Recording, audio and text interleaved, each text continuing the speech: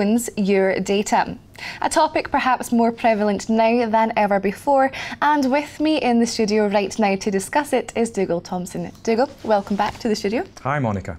Now, Dougal, so in 2012, some 2 years ago now, the European Commission announced plans for this, the right to be forgotten law. Apparently, Google, according to Google, they've removed some 498,737 links since May already this year. But, you know, who has the right to be forgotten? What is this and who would want it really? Okay, first of all, what is it? As you say, it comes from a European Court of Justice ruling that says that links to irrelevant or outdated data shouldn't appear when you do a Google search.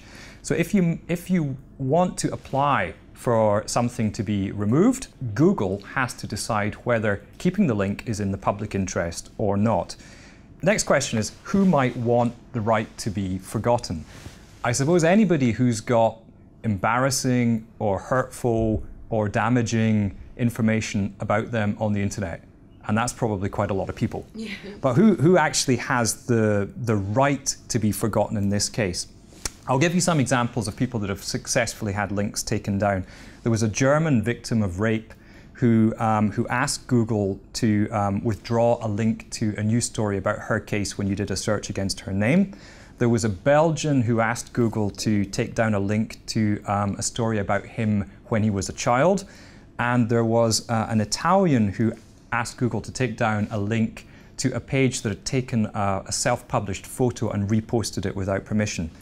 So those were successful claims, but there have been plenty more unsuccessful claims, and there have been people that have asked Google to take down links referring to their conviction for financial crimes, or to their employment dismissal for sexual misconduct, or referring to their role in acts of fraud. And the majority of claims are ultimately unsuccessful. Okay, and it's Google who's deciding, which is a very interesting point as well. But I mean, 1 in 10 requests for the web links to be removed have actually originated from the UK.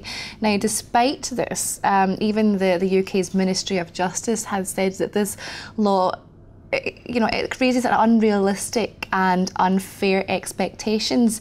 What is your take on it in general? Yeah, I think they're right. It does create unrealistic and unfair expectations, but that's because of the language involved. I mean, we're talking about this in popular terms as the right to be forgotten, but that's a misnomer, and that's not what this is. Unfortunately, the right to be forgotten doesn't exist and is impossible. It's simply the right to have some links not appear when you do specific searches. So if people are given the impression that somehow they're now going to have this cloak of invisibility on the internet, unfortunately, yeah, it's a completely unrealistic expectation. And it kind of brings on to a broader subject, is whether or not is privacy a luxury these days.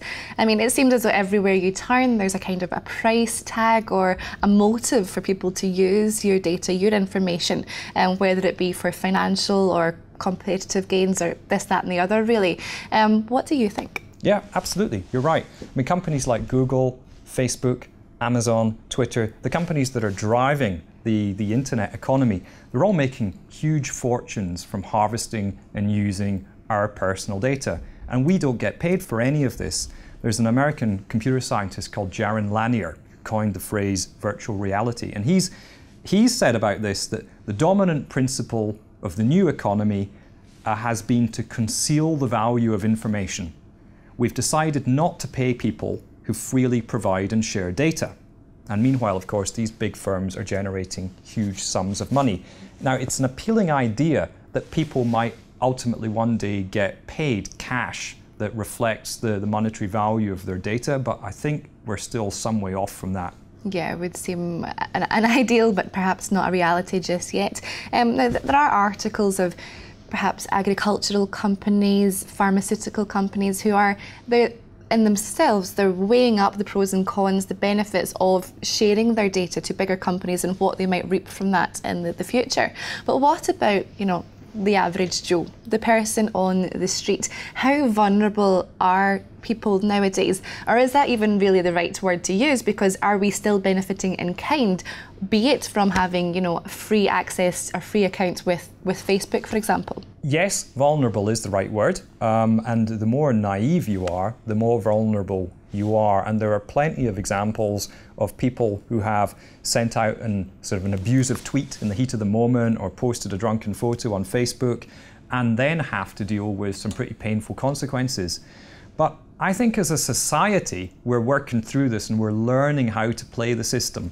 And you know, while people might not be paid cash for their data, it's up to all of us to work out how to use the system, how to exploit the wonderful free services that these internet companies provide, and just work out how to use the trade-off to your advantage. If you think 10 years ago, if you wanted to share a photo with 50 or 100 people, what would you have done? But now it's, you know, it's one click and you can do it. So you know, these companies give us a lot, and it's just up to us to make sure that we are giving enough to justify the money that they're making off the back of our data. Indeed. I know from my point of view, my family know that I'm alive purely from months at a time, purely because of Facebook, because it you know, negates the need to call to make the expense of making the phone call, etc. So that's my benefit, but everyone's different. But there obviously are pros and cons. But thank you so much, Dougal, for coming in today and sharing your insights with us. It's been a pleasure. Anytime, Monica. Thank you.